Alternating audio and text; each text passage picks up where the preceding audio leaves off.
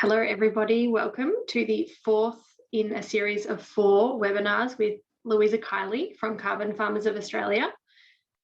We are talking about all things carbon farming over these webinars. Firstly, I'd like to acknowledge the Wurundjeri Woiwurrung people as the traditional owners of the country on which Nillumbik is located. We pay our respects to elders past, present and future and extend that respect to all First Nations people. We respect the enduring strength of the Wurundjeri Woiwurrung and acknowledge that sovereignty was never ceded. This webinar will be recorded and it will be available with the first 3 on YouTube, and the recording is also linked to the Carbon Farmers of Australia website and on Council's website too.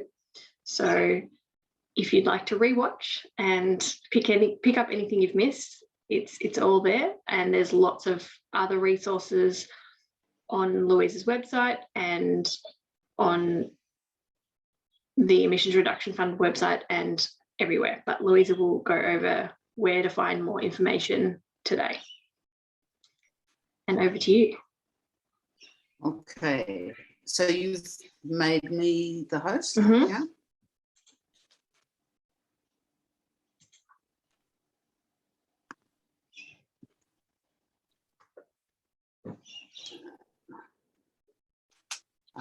And I think you can't see, I've failed to share my screen, correct? Yeah, not sharing yet. Yeah, okay. Share. It's just allowing a few more people to come in anyway, all good.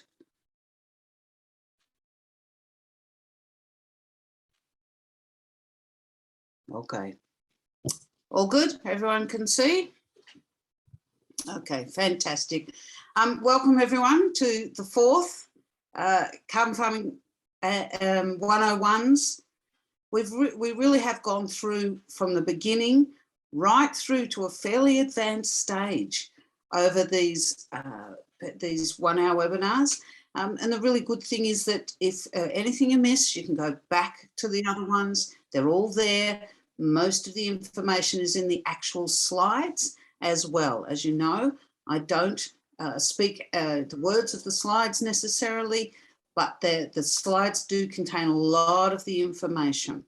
So we've got an hour tonight, and what we're doing, if you remember those who were with us last time, we went through fairly rigorously the soil carbon method, and there was a lot of interest in that. There is a lot of interest in the soil carbon method, and it is a very good method. Farmers control over 58% of the land mass, and therefore they control the photosynthetic activity, which takes the carbon out of the air and uses it in the trees, uses it in the leaves, and takes it back safely down underground, where it improves soil structure and water holding capacity, the win-win. Today, what we're going to talk about in more detail is the tree planting. That's the simple way of saying it. Its actual title is the environmental plantings. That's not its full title, but we'll call it the environmental plantings, whereby you are going to be paid for the carbon stored in the trees that you plant, and not trees that you just save. So let's get going.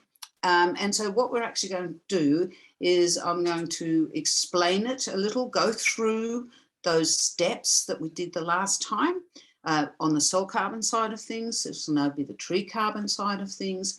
And then we're going to venture into the Clean Energy Regulator portal site, where you actually go in if you want to register a project. Never before shown on a webinar. So it's a first. Of course, I'm not giving you direct advice. I do hold, Carbon Farmers of Australia does hold the required Australian Financial Services licence in order to be able to talk about carbon, to talk about carbon credits, and to talk about how you may be able to use them and sell them. By the way, the price hit $30 today. That price is up from $14.25 in September of 2020. So, you know, rollicking along in the price. And look, the good thing about that for you people is that smaller areas are becoming more viable. So when we looked at we went and had a look at the Look-See, if you remember the CSIRO site where we could estimate our carbon, and we estimated it as though we were planting trees, and it didn't seem like a whole heap of abatement that you could get per hectare. However, if you're getting $30 now, and if you're claiming in 2 years, that would be, if you were planting today, what might you be getting? So there is a little bit of, all of those calculations. This is just to remind you, farmers are now the owners of a biodiverse carbon resource that can have a large number of potential methods by which you can earn and diversify the income on these farms. Some of them are here, some of them are coming. And we showed you here the last time that the carbon credits give us what everybody says we're after, which is stronger rural communities. And that is because of the knock-on effects or the co-benefits of carbon farming. Soil carbon, tree carbon's the same. You get shade and shelter for the livestock, you get edge effect, you get all sorts of different ones. Just to remind us how the trading works, it operates through, in Australia, an Australian Carbon Credit Unit. I'm sure you've been all out there talking about ACCUs ever since we've started this, and you know exactly what you're talking about when you mention it, because it's on everybody's tongue. We are about to take a target to Paris, to the Glasgow climate change discussions. And so it's on everybody's lips now about carbon farming. We store carbon and we sell CO2. So for every tonne of carbon that you store, you can sell 3.6 tonnes. So when you do that calculation in Look-See, that was tonnes of carbon. And then you times that by 3.67 to get how many tonnes of CO2 that you can trade. But you've got to have a methodology. You cannot go out and plant a tree today and ask me for a credit in 2 years unless you have followed the method. Really, really important. And I get a lot of inquiry that says, I've done this tree thing. It's beautiful. It's 5 hectares. It's 10 hectares. How do I get a credit? And I say, I'm really sorry, but you didn't register it first. And registration is first under every single method that there is. Doesn't matter if it's soil carbon, tree carbon, methane, whatever it is, registration comes first. So, and it has to go according to the methodology. And that's what we're going to go through today, the rules of methodology. We talked about soil carbon last time. This is an important one to say we have competition. And so it's time to grasp the opportunity, because the mines certainly will, twiggy forests certainly will. Those, so, you know, the ones with big pockets. And then this is what you are contemplating when you're making your decisions about whether or not this is something that you would like to do. Price per tonne, $30 today. Tonnes per hectare, calculator. Hectares enrolled, up to you. Cost of land management change. We're talking trees today.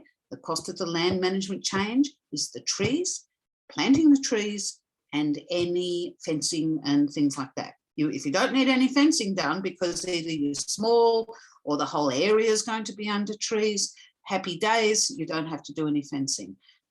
Finding cost-effective tree suppliers is the name of the game. Cost of baselining and monitoring. When we are a partner, we take care of those sorts of things, but I'm showing you today how you could do it yourself. Middleman costs, again, Carbon Farmers of Australia assists with a middleman in these methods is someone who assists you to walk through these methods, which are difficult to understand when you first come across them. If anyone's gone back and had a look at the soil carbon method, and now you'll be able to look at the tree carbon method. Contract duration and permanence liability, either a 25-year project or a 100-year project. Now we're going to restore some grassy woodlands, We're going to choose by looking at all of your farm, you know, depending on your size. If you've got 500 hectares, well, then you look at your whole farm. Where might I put trees? Where might I have a soil cover method? Where might somebody pay me for the biodiversity that I've got in my land? All of those types of things.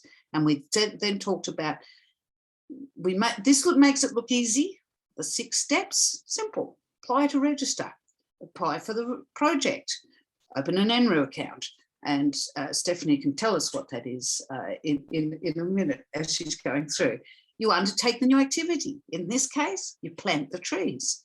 And you can bid into the auction. You can sell your ACCUs, your future ACCUs, to the federal government under an ERF auction. One has only just happened. And so in a couple of days, it will be announced, you know, what they got. We didn't bid into this. You don't have to sell to the government. You can sell on the secondary market. You can sell to any polluter in your district, for instance. Submit an offsets report, apply for credits issued, and you can have a project. Easy peasy, right? So, and just keep in mind that there are co-benefit programs coming from the federal government and the state governments. So, and usually they are, and this is where we put this up for the Victorian ones, but the federal, David Littleproud at the moment is the minister to keep your eye on in terms of what they're doing and where those buckets of money are going. And new policies are emerging. Okay. So, and you know, if you haven't made up your mind by the time May of next year comes along, do come to the conference. There'll be 400 like-minded people there. There'll be 35 exhibitors or more. I'm having it virtual as well. So if you can't make it in person, you can still come. It's the only one in regional Australia. It's the only one in Australia that speaks specifically to the farming side of this. We are a full service project developer. And to buy Australian farm credits, it's important to buy Australian. Okay, here we go into, there's the full name, Reforestation by Environmental or Mallee Plantings Project. So that's the name of the method that you're going to follow. You're going to establish and maintain, so I'm just going to go through these before we then go to the Clean Energy Regulator site. You can plant either a mix of trees or if it's straight mallee. Not many people have done straight mallee. It's probably not relevant to you guys either, but you have to be, it has to be, have been clear of forest for up to 5 years. For the previous 5 years. The difficulty with that is when it's been a bushfire. And, you know, when the bushfires came through, and then why couldn't those people replant their trees and get a carbon? No, the method says that it has to be clear of forest for 5 years. And the bushfire came through 1 year ago. So they're not perfect, these methods. They're definitely not perfect. So the net amount, you do the net amount of abatement. So it's the abatement in the trees minus the fuel that you use to put them in, minus the preparation, the land preparation. But when you go to that look-see, it probably has already made assumptions about some of those things. Just quickly, so trees are a chance to put in a 100-year project. What does that mean? If you choose that your project will last for 100 years, you can get credits for 25 years, but then you must maintain that forest for 75 more years. So it's fairly sort of scary, unless you've got some, you know, really good trees that always last 100 years. So we lobbied for that 25-year project, which means that you can get credits for up to 25 years. Remembering the soil carbon one, we got credits until the soil carbon stopped increasing. Well, here, because it's a calculator, it calculates the growth for 25 years, and you can be paid for that 25 years. At the end of 25 years, if you want to knock it all down, you can. However, obviously you wouldn't. You know, you've got a beautiful forest growing, but it gives you that flexibility and it's not quite as scary. So 25 years, the project lasts for 25 years. You can stop it after 25 years. However, they dock you 20% of the credits. Now, when you put that into look-see, if you remember, we ticked that it was either a 25-year or a 100-year project. So it takes all of that into consideration. Fires are always a big one. What happens if there's a fire? Okay, for like the really, really bad ones that happened and nothing's left, you pause the calculator and you cannot claim again until the trees are back to where they were. However, you don't have to hand them the ACCUs back. You pause and you don't claim again. There hasn't been one of those areas, you know, yet where it's been totally catastrophic and destroyed them to such an extent that you have to start again, or they simply won't regrow.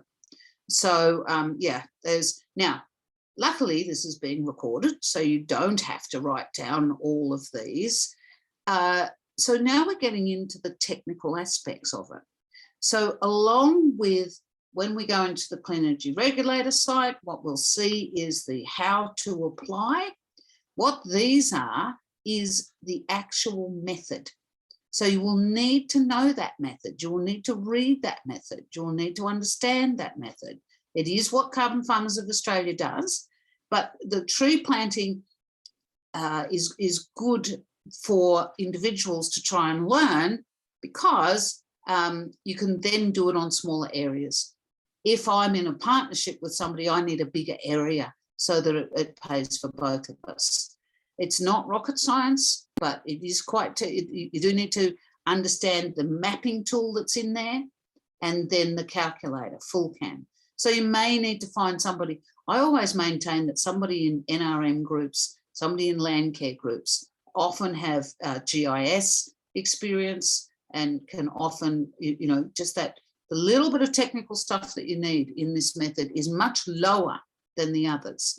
And remembering that this is the method that the government is making easier. It has a pilot out to streamline it even further. So it is a really good time to be thinking about this. Those mapping guidelines are the ones that you need, and the mapping tool. So the first job is to go and have a look and see how daunting it looks. Oh my goodness, there is no way that I can do this myself. Call Louisa. And, you know, we can do it on a consultancy basis just to get you to certain stages, or we can do it on a partnership basis as well. So what will give you an appreciation for is what project developers actually do and what they've got their head around. So you've got your mapping guidelines and all of those. Ensuring you have the legal right. If you owe money to the bank, they have to give you permission to do it. So you take along your sums and, you know, all of those things to the bank. They're getting more and more used to it. So the bank is often somebody that is an eligible interest holder. Native title is definitely an eligible interest holder. If you're on leasehold land, for instance, in Western New South Wales, it's leasehold land. South Australia, pastoral is leasehold land. If it's leasehold, the leaseholder, the lessor needs to give permission for you to do that on that land as well.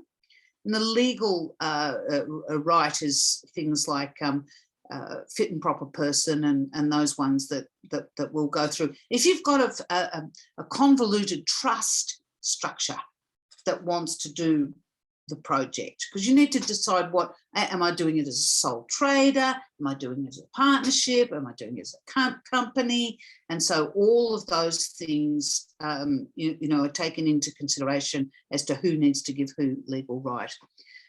Always at that point apply to open an ANRU account. And Stephanie, just remind me what the ANRU account is. Australian National Register of Emissions units. Yes, did it. Damn. So, and look, that is the registry. That is where your credits will sit before you sell them to somebody else. And they sit there with a number range. They've got numbers. So your number will be, X, Y, Z in a sequence of numbers. And it sits there and the reason why you open it right now at the beginning is because it asks very much similar, the same information as you need to become a client. Fit and proper person, structure, those things. Estimating the annual abatement is the calculator, and we'll keep on going there. The definition of the forest in this is 2 metres and above and a 20% canopy cover when you're looking down. And so why that is important is because when you're choosing your biodiverse plants to have in there, you'll be going, okay, to your NRM agency or CMA, Catchment Management Authority, or LLS here in New South Wales. What trees grow in my area that grow over 2 metres, and which of them has the biggest canopy for over each tree? So to get to your 20% canopy cover, or the forest definition, you want the trees with the largest canopy per tree, so that you need less trees. If you decided that poplars were something that you'd like to grow and they were native to your district, you'd need a lot more than what you'd need if you were planting an oak tree, for instance. It's not native to Australia, so you can't do it. So, it needs around 7 species in order to qualify as well. So I've just explained that crown cover to you. And there are places you can go. Table 1 of the explanatory statement, when you go and have a look at that, will give you how many. Okay, so that is my, look at that. Gee, that's good. That is the detail on the technical side of it. So you've now seen, and it will be on the recording, where do I go to find the method, read the method, understand the method, and then how do I start to think about, going to the clean energy regulator? And so what I'm going to now stop sharing, and Stephanie is going to share, and we're now going to the Clean Energy Regulator site, and we are going to pretend that we are starting a project. It won't take us through the whole of the situation, but it will give you a good look at what it is that you need to do. Can you see my screen? I can. Excellent. So this is the Emissions Reduction Fund website, and yesterday I made a login. Mm-hmm. So I'm logged in. So the first thing we did yesterday was go to the Emissions Reduction Fund and simply put in Stephanie's name and email address, just so that we could keep on moving through this process. And then she scrolled down. Oh no, that's the project register. You need to sign into where we were yesterday. Yeah, the client in. That's right. So that's what we did yesterday. We went to register a project site, and maybe even Laura can put that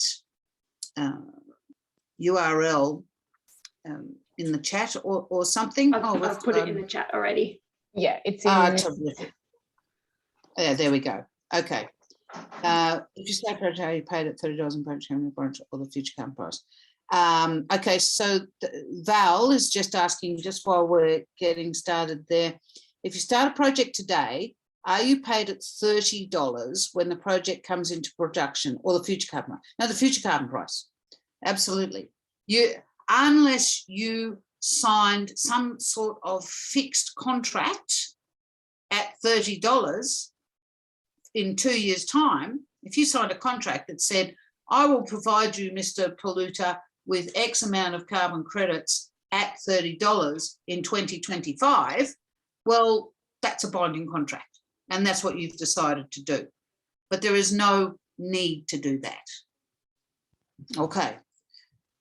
If there's no more questions, let's move on to this, continue working. Okay. So you'll see what we've done here.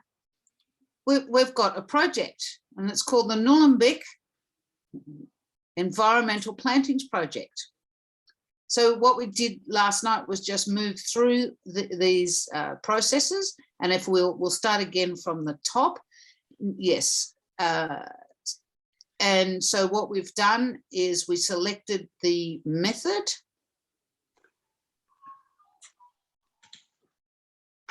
Human-induced reforest, yeah. So we went down and we've selected that particular method, okay? And a little drop down box tells you what it is, and we hit select the method, and it is now selected. Just to remember also that the client, so this is the project registration.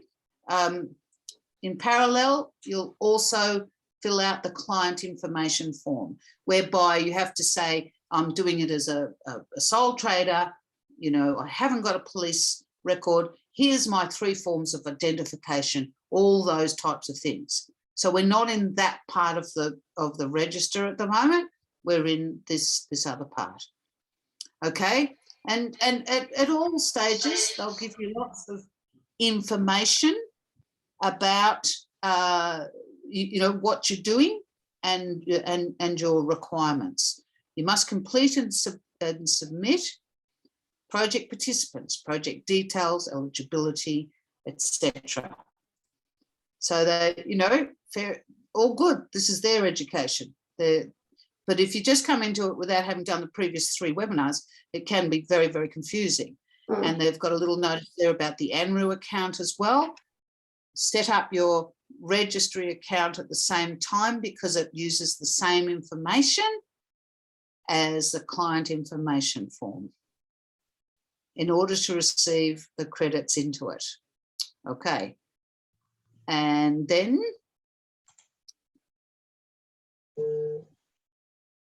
that just shows you down there. Let's just go to that one where it's, oh no, okay, let's do part, we can go back to that other one. Okay, no participants have been added. That is because if you click on client information status there, Stephanie, it says you haven't done it yet. You haven't submitted your client information. So there's no participant there. We could quite possibly go to the client participation area and fill that in. Okay. So once you've done this bit, then you'd be able to add a participant. It appears that that's right. That is exactly right. Does your project have an agent? You can decide. What does it say under information? Avoid all middlemen. Oh no. Projects do not need an agent, but you may choose to have one. There you go. See, they're very helpful all the way through. Will we say we've got one? Oh no, if we say we've got one, they'll probably want to know who it is. So let's go no. Yeah. There you go. So agent type. Let's do and both. The address. Yeah, let's just go, okay, agent type. Let's see what the drop down is under agent type. On the other organisation. Click another organisation. Let's see if Carbon Farmers comes up. Organisation legal name. That's the identifier. I could find my IBM, but let's see. Just go Carbon Farmers of Australia under the legal name.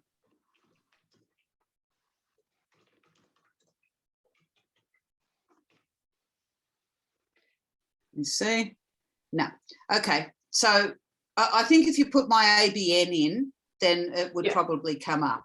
Mhm. And so we're going to go, no, there's not one. No middleman in this. Stephanie is the contact person. And then next, and you can keep saving as you go as well. So nothing too scary so far. Oh, okay. Going to send us. It's not going to let me move, but that's okay. No, jump between no. Go to project. You jump to project. Just jump down a thing. Not before. Scroll down. I couldn't complete because I details. specify. Okay. So what we've done is we've jumped to project details. Because I can't move forward in project participants because we haven't added anyone yet. Very good. That's exactly why. Okay, so but you can go to project details. Yeah, right. Okay, so now we've just skipped down to project details because we can't finish project participants at the moment. But you know, this is continuing on. Name of applicant, if you see up above there, incomplete. So that's fine, no problems. We'll get to that when we get to it. Consider what is the name of the project and consider incorporating a locality property, you know, something that is short but tells what it is. And the Nullenbeek Environmental Planting Project is perfect. It's got the name of the place and it's got the name of the method. You don't need to embellish too much. You don't need to do war and peace in any of these. Okay, and then describe your project in simple language. So what you would be putting here, and you can see that there's an example there. The project, which is really old, this project will see all council lighting from street lamps, blah, blah, blah. The project will see an extra 25 trainees. Now that's what they love to see. You know, we will be, there'll be 5 First Nations people and 10 others, and we'll have some children and we'll kiss some babies, and you know that makes it a wonderful a wonderful thing. You got something to say there? Is those blurbs, like, would they seriously decide that they couldn't complete, like they wouldn't let you complete your carbon project if you didn't make it all lots of kissing babies and no. Is that just for their marketing? No, so they can use your words later. Yeah, that's exactly right. Okay, so if it's got a little bit of a PR aspect to it, you know, as this council one might, then you do. Otherwise, you just say, you know, this project is the environmental planting project. It will cover X amount of area, and it will provide, you know, either you can say shade and shelter, or will improve the general facility. And no, but just be prepared that they could use that. You know, it'll come up. Okay. Let's go down. Is a project that must be carried out entirely within Australia. Let's see what happens if you hit no. All projects must be carried out in Australia. Okay, so that's a red light, that one. Okay, so if you can't carry it out anywhere else, unfortunately, at the moment. Now, the project meet the newness requirement. Now, a notice of an intent of the project before December 2014, therefore ignore it. It's a really old issue that they changed in around 2015. It was called a notice of intent. We don't need to do it anymore. You don't need to worry about that. So the newness requirement is, as I've said, you must have a new activity. In the soil carbon, it could be improvements in grazing. It could be, composting. This one's really easy because your newness requirement is there was no forest there before and I'm going to plant one. So therefore, yes. And just don't be confused by the project was subject of a notice of intent. Okay. Are the projects funded under any of the government programs, or do they include any activities listed in section 21, which is like what you're not allowed to do? So we're saying no, but that's right. What does it say there? The project must comply with section 21. And then, you know, if you're going to, please read the guidance if you're going to do that. So ours are not funded. That's interesting. Lost ourselves, have we? Yeah. So ours is not funded by anyone else. It was like, do you know when there was the 1 million trees program around? It was a few years, it was a federal government thing. It was the 1 million trees. Well, what a great opportunity. You could have used 1 million trees to fund the tree plantings, but no. Okay, so that's an example of what wasn't available. But here we go, and I've just been rabbiting on about Minister Littleproud and all these different buckets of money. You know, potentially there is funding that includes an ERF. So watch this space, but the purpose of this, we'll be saying no. Okay, that's not my dog. Sorry, that's my dog on mute. Is it required to be carried out? Now, the type of thing that this would be is that a mine, for instance, must rehabilitate certain areas at the end of the life of it, you know, the immediate area around. No, you can't. You've already got a requirement to rehabilitate that area. You can't also then claim it as a carbon credit. So that's the type of thing there, if you're under some obligation or other at the moment. Okay, next, let's keep on. Now, we just nominated a date, so that's fine. We think it will, you know, will take us that long. Just hit the I on that one too, Stephanie. What's the I? No, not that one. Oh, excluded. Oh, sorry, I missed the excluded bit. If you nominate a start date, the date of the project is registered will be the project. If you do not nominate, the date the project is registered will be the project start date. So, and that will be the date on which the project's crediting period will start. So we've nominated a date. If we didn't nominate a date, and today's, I don't know, 13th of October, and we managed to get it registered by the 13th of November, then your 25-year crediting period starts from the 13th of November. Yeah, so, you know, and that's, so you don't have to put that one there. It's regulation. The one above it was just the list of excluded projects. Yeah, if you think it's going to be excluded. Now, the forward abatement estimate for these, what you will have done is that CFI mapping. You will have used the mapping tool. You could use Look-See, but you're going to need the mapping tool anyway. You can't use what you get out of Look-See to register the project. It's not granular enough. It's not detailed enough. Yeah, maybe they will. Maybe that'll be great. Wouldn't that be great? Get rid of the mapping tool, get rid of the need to do the calculations. Very user-friendly. And remember, this is the method that they're trying to make more user-friendly. They're pretty keen to get this going. So we're pretending that over 25 years, we are going to sequester 50,000. And it's an estimate.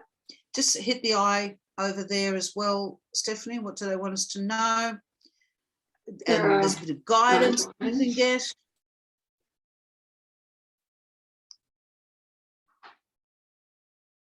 Yeah. So, yeah, there's lots of helpful hints as you go along there. If we can go back. Just remembering, now back onto the register a project. You want to go back to? Yeah. Just, yeah, that's it. no, that's fine. But you see, there's lots of places you can click and find some information. We're going to do 50,000 over the period of time, and it's 25 years. Therefore, they've kindly let us know that our average annual FAE, and Stephanie, do you remember what the FAE is? Forward abatement estimates. See, it's not. It is just here though. I did cheat that time. Okay. That's okay. All right, so let's keep going. And then they want to know what the estimate of the peak period is. Let's just hit the eye on that one, and you need to just scroll down a bit so it's coming up a bit higher. Yeah. There you go. We use this information to help determine the timing of the project's scheduled audits.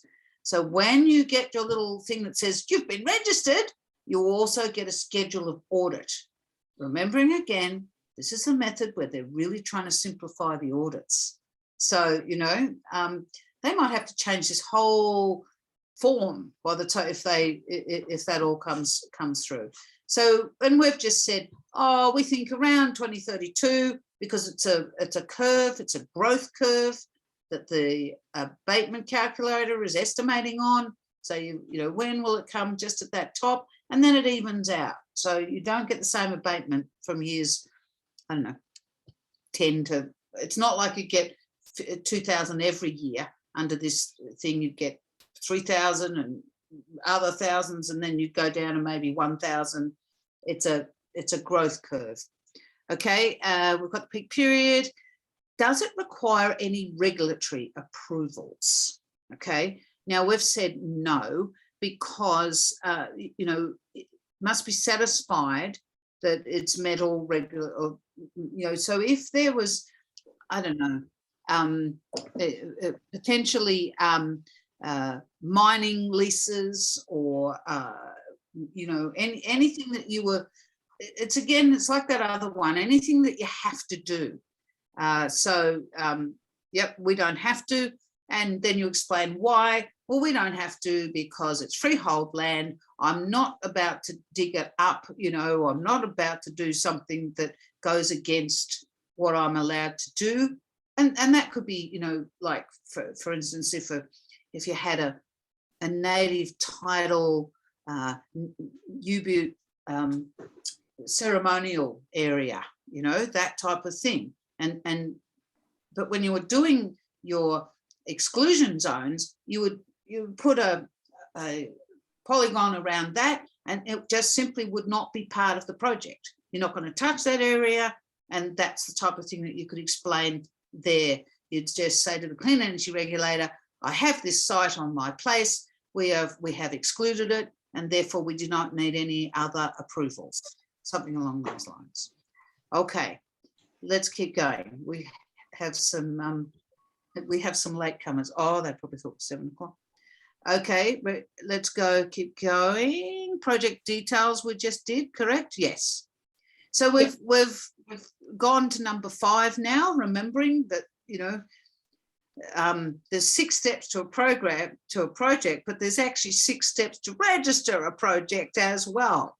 So, you know, that's the way it is. Eligibility details. We don't have the participant details. We know that. Now, this is an important one for you guys. List the current regional NRM plans, and what we've done, we hit the drop-down button, and we decided that you were definitely the Port Phillip, and you can see there that they've got the NRM plans for the whole of Australia, potentially. So yeah, every single catchment area. Fitzroy Basin, yeah. That's right. Desert channels, we've got some in there. Central, wow, there you go. So and so we were able to identify that, and we called it the catchment strategy. It may not be its precise name, but we would have. I know there is a catchment strategy, which is the draft. It's very fresh, but you could pull. I would just go on the website of the organisation, have a snoop and put the name of a plan, a recent plan there. Especially one that says things like, we would really like to encourage environmental plantings for carbon benefit. And look, you know, we have several projects that the plans do say things like that. The Western New South Wales plans, you know, that were put in place, they've got those wordings, and then later on, when you need to describe how it does fit, you pick pieces from that strategy and rabbit it back to them and put it in there. And so, is the project consistent? Oh yes, of course it's consistent with the NRM plans. If you can scroll down, yeah, what happens if it's not? No comment. No comment. Okay, so it is, and the location details. So now those locations, yes, just show, because that gets a little bit complicated, doesn't it, Stephanie? This is the type of thing they want in your location details. What's the reference number? It is a self-selected reference number. Righto. Okay. Site and then the address. Yep. And we couldn't get it up when we typed in our address. Was that correct, Stephanie, when we typed in after seat address? Yeah.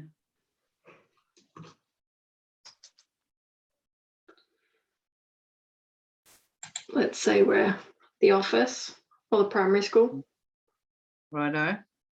And it's brought it up, but it does want to know your lot, your block number or your plan number, local government area.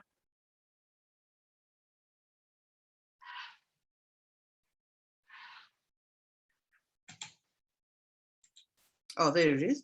Yeah. So are there any other ERF projects? So that goes into detail, and you do need to be able to provide that detail. No, best of all, there are no other ERF projects or any other activities mentioned in section. Remembering section 21 is the section where you're not allowed to do things. So yeah, and you would have checked that out. Okay, can you scroll down and go to next? Yeah, okay, so it won't let us, so we have to go back. Detail. Yeah, very similar to, we don't have the project applicant details, and now it's telling us we don't have the location details. So you're definitely not going to go too far in your registration process until you get those two things. You can fill out all of this at the same time as you're filling out your client ones, your client information. Okay, let's see. Are the project activities allowed under the project areas? Yes, we believe so. Or from land tenure authorities, you know, do you need any more? Project area, land, and what amendments? Oh yes, with amendments or no? Yeah, we know that they have to have legal right. Yeah, please state the project's area, land tenure type. It's freehold, and it's freehold, and tree planting, you know, is allowed under freehold. You know, I'm allowed to do whatever I want because it's freehold. Yeah, if it's leasehold, if it's pastoral. For instance, if it was a pastoral lease and I wanted to put a pastoral lease under a tree planting exercise, I believe I'd need to explain that, because number one, it's really hard to plant trees out there, but number two, you know, that's a change, because a pastoral lease is for pastoral activities and tree plantings aren't necessarily a pastoral activity. That type of thing, that type of change. Okay. Does the project include claimed or determined native title? Okay, really important here. I don't think that will affect you guys, Stephanie. Yeah? Yeah, there's not many native title determinations in your areas? No, Okay. I don't believe so. I'm sure Yeah. if a landowner had one, they'd know about it. I agree. They certainly should. So if you wanted to double check it, they're very sensitive about native title. So they're letting you know that without a native title determination or claim, claim may still be subject to the Future Acts provision of the Native Title Act. But, you know, how are you to understand or know what that act might be? There is no way for you to know what a future act is. They're just letting you know, we might change the goalposts at any point. If we change something, don't be surprised. All right, next one. Is there an Indigenous? Yeah, well, look, and these are all, when I'm dealing in the South Australian Pastoral Zone, the West Australian Pastoral Zone, then I have to comply with all of these things. And the ILUA, which is Indigenous Land Use Agreement, has to be given if you've got one. It's just not terribly relevant here, so you don't need it, which is really easy. And now we're coming just about to the end of, so this is where, and let's see what it says under the information. This is where you will have, geospatial files must clearly show the project area. And there are the mapping guidelines. So you've used the mapping tool, or you've had somebody use the mapping tool in order to map your area, and from there you get these files that they need. Or if you're super duper at GIS, you may have found a different way to identify it that is, equal to or better than their tool, and there's plenty around. And that has also given you how you will make your calculation for your forward abatement estimate that you've done. And then you have to confirm those sorts of things. We're fantastic. So let's confirm that we've got all of those things. Shape files are what we, sort of normally use. So you may look at that. And if I looked at that in the beginning, I'd be going, okay, I'm going to need some help, because I'm not all that good on mapping tools. On full cam can't even be run on a Mac. You can't even run a full cam on a Mac. Okay, so then that's my excuse for not being able to run full cam, by the way. Gets me out of it. Additional information on the project area. And you've still got to do, that brief description of the location, any information, any additional information, and then you can upload things, to all of these areas. And what does that say? May include several project areas, provide a description of each area, brief description of the location, local government. You can click on the upload. Okay, so a little bit more instruction there. And what activities will be undertaken? Oh, no, we're not doing mallee plantings. We're doing permanent mixed species. Thank you. Yeah. Permanent mallee plantings, I'm not even sure how many there are, but by far the majority under this method are permanent mixed species environmental plantings. So what are permanent mallee plantings then? Well, it must be in the mallee country, and they're allowed under this method to plant just mallees. Okay. So it doesn't have to be, it doesn't have to be mixed species under circumstances. Okay, describe the project. Okay, and explain how it meets each of the eligibility requirements. So, here you write things like, this project will be using a mixed species of plants which can meet the requirements of 2 meters high and above and 20% canopy. We have done this by identifying these species, and we have done the appropriate, we've compared it with table 1 where we understand how many trees we have to plant, not too much information, but that type of information. Basically, here you're letting them know that you've read the method and that you're going to comply with the method. Okay, keep going. Nope, we're not aggregating. It's too difficult to aggregate. We're going to go it alone. Yeah, what does it say? No, it doesn't want to know? No, not at this stage. No. Okay. Now, here's where you put the skill and expertise of anyone. So Stephanie is highly competent in species identification, planting of trees, and she has done X amount of similar types of projects.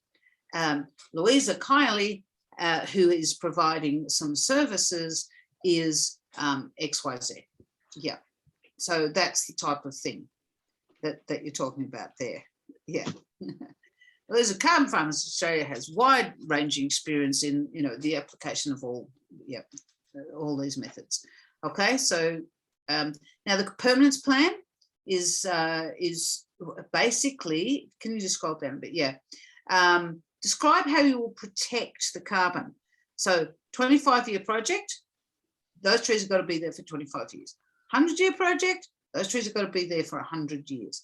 They want to know what is your fire plan, your drought plan. So your drought plan in a relatively small one like these could be along the lines of, I'm going to have a water tanker on the back of my ute, and I'm going to be able to ensure that I can continue them in a drought. Yeah, fire breaks, but it's not just a fire break, it's more like your fire plan.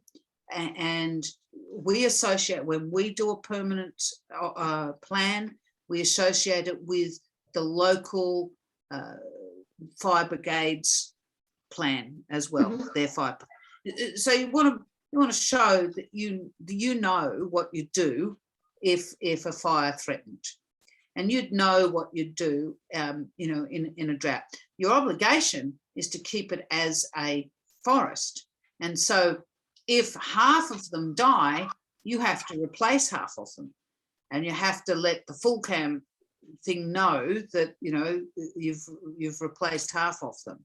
So and dieback is an interesting one. Not everybody suffers from dieback, but that is something that some people. We usually do fire as the main one. Have you had any issues with like pathogenic fungus or any other things that have killed off trees? No, we haven't. Fingers crossed. Yeah, look, our areas aren't necessarily high. Your fire danger might be more than even my fire danger in my project. So, yep, permanence period, we've spoken about that. We know what that is. And it wants you to select that. So 25 years means that you will be docked. 20% of your credits will be docked, and also every single project is docked 5%, even before it's a 25-year project. Now, it's a risk of reversal buffer. It's 5%. It's off every project, and you can't find where it is. It's just an added conservative approach. We've taken an incredibly conservative approach, and now right at the end, we're still going to take 5% off you, just to be even more sure. Okay, legal right.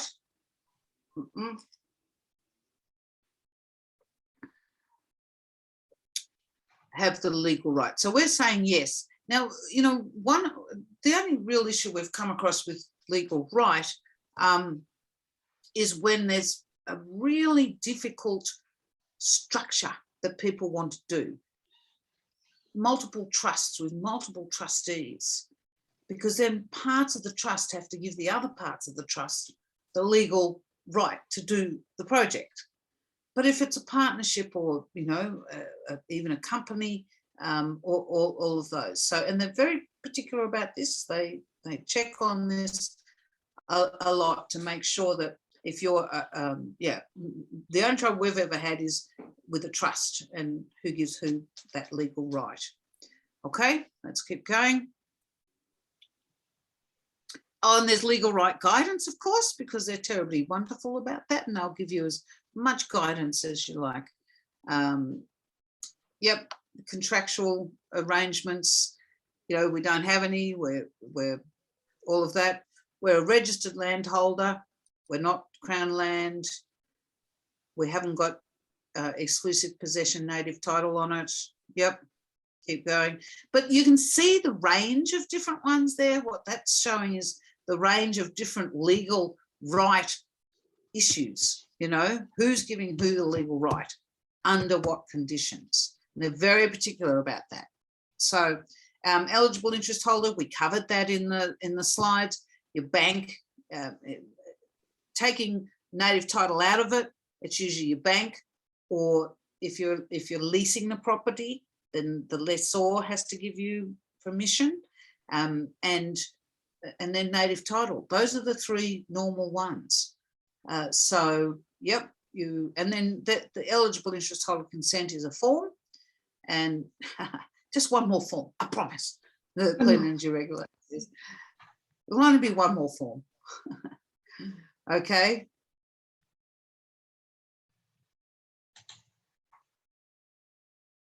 Yeah, we've done that. Why isn't it?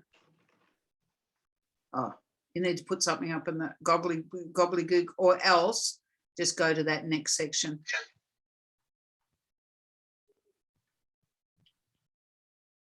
Yeah.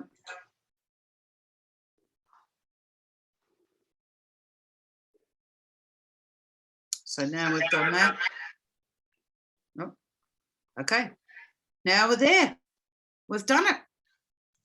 Project declaration. And you're just, you know, you're signing your life away, signed on behalf of those people. Please upload the eligible interest holder consent, etc. And then you're done. And that concludes our look at registering a project on the Clean Energy Regulator site. So I hope that it was useful, and I hope that, you know, you're not put off, and it's not rocket science. You know, we can assist, all of that. Do we have any questions, Stephanie? No questions in the chat yet. Please jump in, anyone, if you have questions. What would if we started a 25-year project today, what issues would you face if you wanted to sell the land in 10 years? Well, that's happening all the time now. Let me tell you, I'm facing 3 projects that are selling the land. The project goes with the land. So if you if you did the project today, you made a claim in 2 years and in 5 years and in 7 years. After 7 years, you want to sell the property. That's no problem. The remaining credits go to the new owner. The project stays with the farm. So, and when that owner goes, that's it. You become, that owner becomes the proponent, or depends on who is the proponent. But that person then has 25 years less 7 years to go of credits themselves. But they need to know when they're buying that there is a carbon project on that land, and that the project will go with the land. I'm having that conversation right now with several people, and in some cases they are very valuable.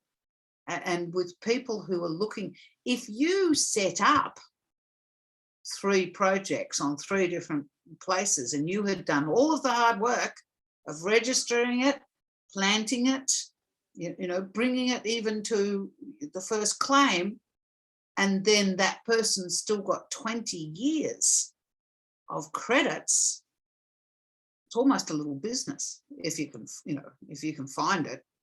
And you could be a builder of carbon farming projects that others could then pick up without having to do the hard work. And you get, you put the price on it for having done the hard work of getting it going. But I suggest that most of you, would be wanting to keep those credits yourself. They're not going to be a large, super large number of credits. And so, yeah, you all you want is the price to keep going up so that the areas, can keep coming down. Are there any other questions? I seem to silence people, Stephanie. Not yet. Where can people go? So they've joined us for 4 webinars. What's the next step? Where can they get more information? Well, you've got it open right there in terms of where they can go for the official information. And you go straight, is that my, how come that looks like my, am I a co-host? Can I go on there? No. You want to drive? No. Oh, well, yeah, why not? Okay, I'll see if I can give you. So I know I don't want to go to all the time of getting that up on my screen, but basically once you get here, there's a lot of changing pasture species. Yeah, 4. Hang on, have you done that? I've given changing you pasture species. Okay. So changing pasture species. Well, yeah. Well, that could be changing from annual to a perennial is one of the main ones. So if you've got barley grass and other annuals that are really there because the others have been eaten out in a lot of cases, then you could put in everything from perennial rye through to that's a discovery. It's like going to your local person and asking what trees are available. You can go and say, what are the species that are, what perennial species are farmers growing in my district? Because it's the perennials that you're after. So here onto the Emissions Reduction Fund, I am controlling. There you go. You have unsafe changes. Do we wish? We don't really mind, do we? No, that's fine. Yeah. And yeah, we're going to be, it's a bit slow, but basically everything you want to know on this site is under the Emissions Reduction Fund. Where we just went was the registrations page, but here it's got, and so you haven't transacted anything, but look, there you are. And she's got client enrollment. So that client enrollment form is now there. Stephanie merely needs to keep on going to be able to register a project. So now submit an invoice. These are all the things that you can do. Hang on, are we both doing that, Stephanie? No, just you. And it's not me. Sorry, it's a bit okay. So laggy. Yeah.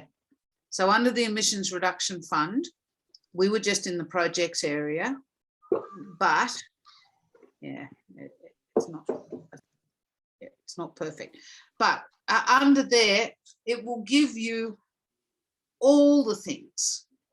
Choose a project, or all of those things. It's not that easy to navigate to start with, but as you go forward. And Stephanie's got a login name. She's got a login password. She's 3/4 of the way there. So, and we've chosen that method. But all of the and really that's the only official site. I do believe that my site has got some good explanations and things. This has been she says quite. I was just going to say this has been a really good explanatory series of webinars, but it's true because we've gone into quite some detail in order to get to where we've gotten. So I hope that that is all of use. I think so. Any last minute questions? From Val. You previously mentioned, please give an example of the tonnes of carbon produced per tree. So when you go into that look-see and you put your area in, we put Arthur's seat in, if you remember. If you go into look-see and you put your ones in, then per tree isn't a metric that we use. We use per hectare. So then if you divided that by the number of trees that you think you're going to have in there, you could get to a per tree. Yeah. But so when it went into Arthur's seat, it would have presumed some things about the tree species and the rate of growth of them to get to that point where we got that figure. And I'm sure Val was been there. She's been a very good student, Val. And so the difference between different species, do you know, in full cam, you can probably put in the actual species. I'm not sure because I can't run it on my computer. But to do the actual species, yeah, it's a very good point though. You know, is a moringa tree. We're just finding in Nepal. You know, we started out using moringa trees, which are an amazing tree. They tend not to sequester much because they haven't got a lot of canopy. But you're looking for canopy. You're looking for sequestration rate, I guess. You know, as you think. I mean, imagine an oak tree. It probably does a lot of sequestration. So pretty you know, slow, this though. was what we, yeah, but slow, even at your age. So I hope that helps a little bit, Val. And then to get a better answer than that, you probably need to go to somebody who can run full cam really well.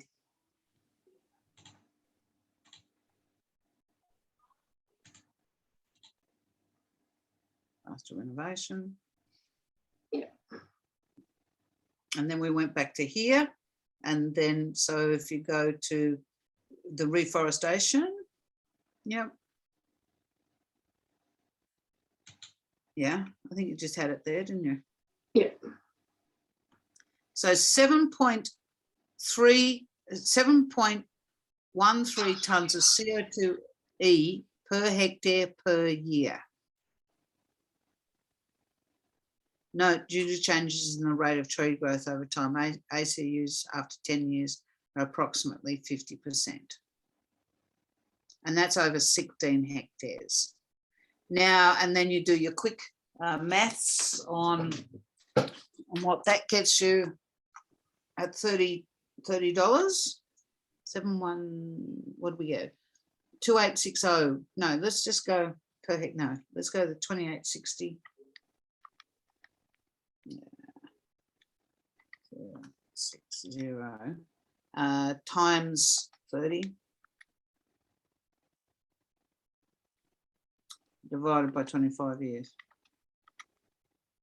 It's about $3,000 a year across that. So you know you need a cheap source of trees is the thing, or to be able to grow them yourself, and or else have a government program or a higher price of carbon. I hope that helps a little bit, Val. Yeah. Okay, cool.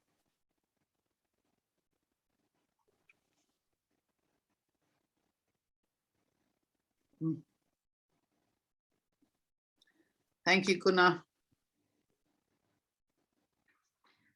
Okay, well, it seems like there are no more questions. Unless there are any last minute questions, I think we are done. So thank you so much, everyone, for sticking around for 4 webinars.